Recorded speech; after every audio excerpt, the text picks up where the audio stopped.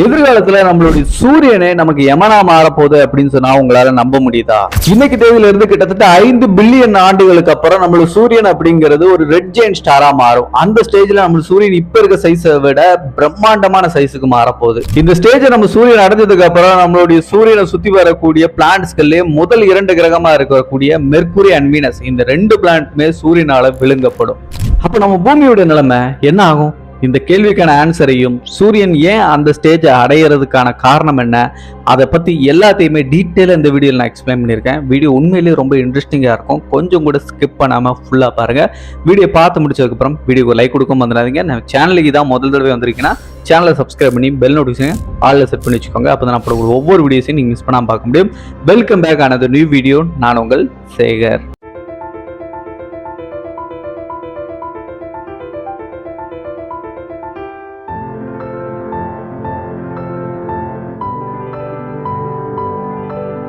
டாபிக்ல போறதுக்கு முன்னாடி ஒரு முக்கியமான விஷயம், நம்ம சேனலோட அஃபிஷியல் ஃபேஸ்புக் பேஜ், இன்ஸ்டாகிராம் பேஜோட லிங்க் எல்லாமே டிஸ்கிரிப்ஷனில் ஆட் பண்ணியிருக்கேன். மறக்காம செக் பண்ணி பாருங்க. நம்ம சேனல் சம்பந்தமான அட்வான்ஸான அப்டேட்டுகளை நீங்க அதில் தெரிஞ்சுக்கலாம். அண்ட் நம்ம சேனலோடைய மெம்பர்ஷிப்ல ஜாயின் பண்ணணும்னு விருப்பப்பட்டீங்கன்னா தாராளமாக சேரலாம். நிறைய கிவ்அவே ஆப்பர்ச்சுனிட்டிஸ்லாம் உங்களுக்காக காத்துட்டு இருக்கு. ஸோ மறக்காம இது எல்லாத்தையும் செக் பண்ணி பாருங்க. இப்போ வாங்க டாபிக்ல போகலாம். நம்ம தினமும் காலையில் எந்திரிச்சு பார்க்கக்கூடிய நம்மளுடைய சூரியன் அப்படிங்கிறது தன்னுடைய வாழ்நாளில் பாதி காலத்தை ஆல்ரெடி முடிச்சிருச்சு. சுமார் 4.6 பில்லியன் ஆண்டுகள் ஆகுது நம்மளுடைய சூரியன் அப்படிங்கிறது உருவாக்கி. இந்த 4.6 பில்லியன் ஆண்டுகளாக ஹைட்ரஜனை ஹீலியமா மாற்றி எரிஞ்சிட்டு இருக்கு நம்மளுடைய சூரியன். ஆனால் ஆரம்பம்னு ஒன்று இருந்தால் நிச்சயமாக முடிவு அப்படிங்கிறது ஒன்று இருக்கும். அது நம்ம சூரியனுக்கும் விதிவிலக்கல்ல. அந்த வகையில் சூரியனுடைய இறுதி நாள் அப்படிங்கிறது இன்னும் சில பில்லியன் ஆண்டுகள்லேயே நடக்க போகுது. பொதுவாக நட்சத்திரங்களுடைய எரிபொருள் தீரும் போது எந்த நட்சத்திரமாக இருந்தாலும் அதுக்குள்ள ஒரு மிகப்பெரிய மாற்றம் அப்படிங்கிறது ஏற்படும். அதே மாதிரி தான் நம்மளுடைய சூரியனுடைய எரிபொருள் தீர்ந்ததுக்கு அப்புறம் நம்ம சூரியனிலும் ஒரு மிகப்பெரிய மாற்றம் அப்படிங்கிறது ஏற்படும். அந்த வகையில் நம்ம சூரியனுக்குள்ள இருக்கக்கூடிய எரிபொருள் அப்படிங்கிறது தீர்ந்ததுக்கு அப்புறம் சூரியனுடைய அந்த உள்புற அடுக்கு அப்படிங்கிறது மெல்ல மெல்ல சுருங்க ஆரம்பிக்கும்.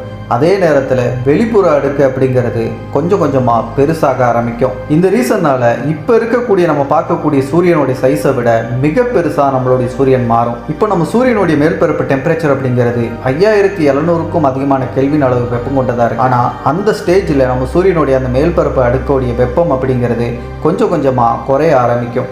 அப்படி மேல்புற அடுக்கு குறையும் காரணமாக இப்போ நம்ம மஞ்சள் நிறத்தில் பார்க்கக்கூடிய நம்ம சூரியன் அப்படிங்கிறது மெல்ல மெல்ல சிகப்பு நிறத்துக்கு மாற தொடங்கும். அதாவது இப்போ நம்ம சூரியன் இருக்கக்கூடிய அந்த ஸ்டேஜ் அப்படிங்கிறது மெயின் சீக்வன்ஸ் ஸ்டாராக இருக்குது. நான் சொன்ன மாதிரி சூரியன் பெருசாகி அதோடைய மேல்புற அடுக்கு அப்படிங்கிறதும் கூல் டவுன் ஆக ஆரம்பித்ததுக்கப்புறம் மஞ்சள் நிறத்திலிருந்து அப்படியே ரெட் கலரில் மாறும்போது சூரியன் ரெட் ஜெயண்ட் ஸ்டாராக மாறி இருக்கும். இப்படி நம்மளோட சூரியன் ரெட் ஜெயண்டாக மாறுறதுக்கு இப்போத்திலிருந்து இன்னைக்கு தேதியிலிருந்து பார்த்தா கிட்டத்தட்ட 5 பில்லியன் ஆண்டுகள் கழித்து நம்ம சூரியன் அந்த நிலையை அடையும். இப்படி ரெட் ஜெயண்ட் ஸ்டாராக மாறுறதுனால நமக்கு என்ன ஆக போகுது அப்படின்னு நீங்கள் நினைக்கலாம். ஆனால் அங்கே தான் ஒரு மிகப்பெரிய ஷாக்கிங்கான ஒரு விஷயமே நமக்கு காத்துட்ருக்கு. பூமியில் இருக்கக்கூடிய நமக்கு நம்மளுடைய சூரியன் ரெட் ஜெயண்ட் ஸ்டாராக மாறுறதுக்கு முன்னாடியே ஆபத்து அப்படிங்கிறது கொஞ்சம் கொஞ்சமாக நம்மளை நெருங்குது அப்படிங்கிற விஷயத்த நம்ம உணர ஆரம்பிப்போம். அதுக்கேற்ற மாதிரி நம்ம சூரியன் அப்படிங்கிறதும் ரியாக்ட் பண்ண ஆரம்பிக்கும். முதற்கட்டமாக சூரியனுடைய ஒளி மற்றும் வெப்பம் இது ரெண்டும் மெல்ல மெல்ல அதிகரிக்க ஆரம்பிக்கும். இந்த அதிகரிக்கும் காரணமாக பூமியில் வெப்பத்தினுடைய அளவு கொஞ்சம் கொஞ்சமாக கூட ஆரம்பிக்கும். பூமியில் இருக்கக்கூடிய துருவ பகுதியில் இருக்கக்கூடிய பனிகள் எல்லாமே மெல்ல மெல்ல உருக ஆரம்பிக்கும். ஆல்ரெடி இப்போ நம்ம பூமியை கொஞ்சம் கொஞ்சமாக நம்ம பண்ணுற விஷயத்தினாலே சூடாக்கி அந்த துருவ பகுதியில் இருக்கக்கூடிய பனிகள் அப்படிங்கிறது உருகிறதுக்கும் கடல் மட்டம் உயர்றதுக்கும் காரணமாக நம்மளே இருந்துகிட்ருக்கோம். ஆனால் இன்னும் சில பில்லியன் ஆண்டுகளில் நம்ம சூரியனே அந்த வேலையை இன்னும் வேகமாக பண்ண ஆரம்பிக்கும். தொடர்ந்து சூரியனுடைய வெப்பம் அதிகரிக்க அதிகரிக்க அந்த வெப்பம் பூமியை தாக்கும் போது பூமியில் பெரும்பாலும் கடல் நீர் அப்படிங்கிறது தான் சூழ்ந்திருக்கு. அந்த கடல் நீர் அப்படிங்கிறது கொஞ்சம் கொஞ்சமாக சூடாக ஆரம்பிக்கும். சில இடங்களில் கடல் நீர் கொதிக்கிறதுக்கு கூட, வெந்நீர் கொதிப்பது போல கொதிக்கிறதுக்கு கூட வாய்ப்புகள் இருக்கு. காலங்கள் நகர நகர எப்படி சூரியனுடைய வெப்பத்தினால பனிப்பாறைகள் உருகி கடல் மட்டம் உயர்ந்துச்சோ இன்னும் காலங்கள் போக போக மெல்ல மெல்ல கடல் நீருடைய அளவு குறைய ஆரம்பிக்கும். அது எவாய்பரேட் ஆகி சூரியனோட வெப்பத்தின் காரணமாக ஆவியாகும். ஒரு கட்டத்தில் கடல் நீர்கள் அப்படிங்கிறது முற்றிலுமாக எவாப்ரேட் ஆகி கடல் நீர்கள் இல்லாத பாலைவனம் மாதிரி நம்மளுடைய பூமியே மாறக்கூடும். இந்த இடத்துல உங்கள் மனசில் ஒரு கேள்வி வரலாம், அது எப்படி சூரியனோட வெப்பத்தின் காரணமாக கடல் நீர் ஆவியாகும்னு சொல்கிற?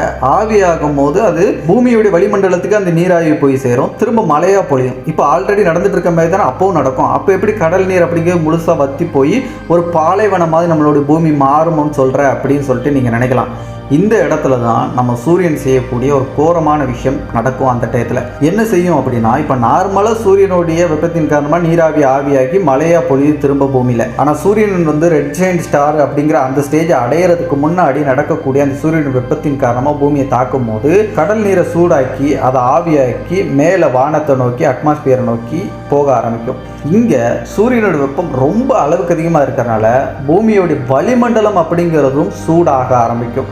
அப்படி அட்மாஸ்பியர் அப்படிங்கிற சூடாகி ஒரு கிரீன் ஹவுஸ் எஃபெக்ட் மாதிரி நம்ம பூமியை மொத்த பூமியோடைய அட்மாஸ்பியர் அப்படிங்கிறதே ஆகிரும். இதன் காரணமாக நீராவியாக மேலே வந்த அந்த அட்மாஸ்பியருக்கு வந்த எல்லா நீராவிகளும் கொஞ்சம் கொஞ்சமாக நம்ம அட்மாஸ்பியரோடைய அடுக்குகள் வந்து ஒரே அட்மாஸ்பியரை கொண்ட அடுக்குகள் கிடையாது, பல அடுக்குகளை கொண்டு இருக்குது. அந்த அட்மாஸ்பியரில் 2 லேயர் அப்படிங்கிறது இருக்குது. ட்ரோபோஸ்பியர் அப்படின்னு அழைக்கப்படுற அந்த வளிமண்டலத்தோடைய அந்த அடுக்கு வரைக்கும் நீராவி வந்து ஆவியாக போனால் மட்டும்தான் பூமியில் திரும்ப மழையாக பொழியும். ஆனால் இங்கே அந்த அட்மாஸ்பியருங்கிற அந்த வளிமண்டலமும் அப்படிங்கிறது ரொம்ப சூடாக இருக்கும். அப்படிங்கிறதுனால நீராவி மேலும் வந்து சூடாக ஆரம்பித்து இன்னும் மெல்லிஸாக வந்து போக ஆரம்பிக்கும். அந்த அடர்த்தி இன்னும் குறையும் போது இன்னும் கொஞ்சம் அட்மாஸ்பியரோட அடுத்த லேயருக்கு மேலே போக ஆரம்பிக்கும். அதுலேயும் குறிப்பாக பூமியோடைய வளிமண்டலத்தில் இருக்கக்கூடிய இன்னொரு லேயரோட பேர் தான் டெஸ்ட்ரோஸ்பியர் அப்படிங்கிற ஒரு அடுக்கு. இந்த அடுக்கில் தான் விமானங்கள் மாதிரியான அந்த விமானங்கள் பறக்கக்கூடிய இடமா இருக்குது. இந்த லேயருக்கு மேலே இருக்கக்கூடிய ஒரு லேயர் தான் தெர்மோஸ்பியர் அப்படிங்கிற ஒரு லேயர். இந்த லேயரில் இருந்து தான் நம்ம பூமியில் இந்த நார்தன் சவுத் போல் பகுதிகளில் அரோராஸ்லாம் தெரியுங்களா நம்ம கண்களுக்கு, அது இந்த லேயரில் இருந்து தான் நம்ம கண்களுக்கே தெரியும்.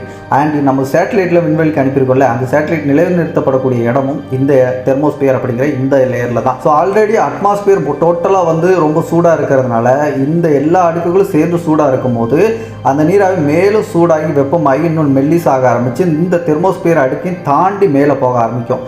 அப்படி அந்த தெர்மோஸ்பியரை தாண்டி மேலே போகும்போது சூரியனுடைய யூவிரஸ் கதிர்கள் அப்படிங்கிறது டேரெக்டாக அந்த இடத்துல வந்து ரொம்ப அதிகமாக இருக்கும். ஸோ வளிமண்டலத்தை தாண்டி இத்தனை லேயர் கடந்து வர்றதுக்கு தான் பூமிக்குள்ளே அந்த யூவிரஸ் கதிர்கள் கம்மியாக இருக்குது. ஆனால் அந்த பகுதியில் அதிகமாக இருக்கும் யூவிரஸுடைய தாக்கங்கிறது. அதன் காரணமாக இந்த நீராவி அந்த இடத்துல போகும்போது அங்கே அந்த யூவிரஸ் கதிர்கள் நீராவியில் இருக்கக்கூடிய அந்த H2வை உடைக்க ஆரம்பிக்கும். ஹைட்ரஜனை தனியாக பிரிக்கும். அந்த ஹைட்ரஜன் வாயுங்கிறது ரொம்ப மெல்லிசானது. ஸோ அந்த மெல்லிசான வாயு ஸ்பேஸில் கலக்க ஆரம்பிக்கும். ஸோ இப்படி உடச்சி ஒவ்வொரு ஹைட்ரஜனையும் ஸ்பேஸில் வந்து அந்த யூவிரஸ் கதிர்களே ஸ்பேஸோட பேஸாக கலக்க வைக்கும் போது பூமியோடைய அந்த நீர் அப்படிங்கிறது கொஞ்சம் கொஞ்சமாக அந்த கடல் நீர் குறைய ஆரம்பித்து மொத்தமாக பூமியை பாலைவனமாக மாற்றிடும் சூரியனே. இந்த டைமில் பூமியில் இருக்கக்கூடிய எல்லா உயிரினங்களுமே பெரும்பாலும் அழிய தொடங்க ஆரம்பிக்கும். முதல்ல பிளான்ட் தாவரங்கள் இதனால் பெருசாக பாதிப்படைஞ்சு முதல்ல கொஞ்சம் கொஞ்சமாக தாவரங்கள் அழிய ஆரம்பிக்கும்.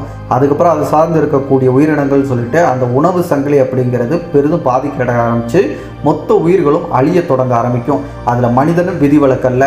ஸோ இதனால் மனிதன் கொஞ்சம் கொஞ்சமாக அந்த ஸ்டேஜ் அடையிறதுக்கு முன்னக்கூட்டியே பூமியை விட்டு எஸ்கேப் ஆகிறதுக்கான வேலைகளை முன்னெடுக்க ஆரம்பிப்பான். அதாவது வேறு ஏதாச்சும் கிரகத்தில் போய் வாழ்கிறதுக்கு ஏற்ற மாதிரி குடியேற்றதுக்கு மாதிரியான டெக்னாலஜிகளையும் கண்டுபிடிப்புகளை உருவாக்கி பயணத்துக்கு தயாராகிடுவான் அதுக்கு முன்னாடியே.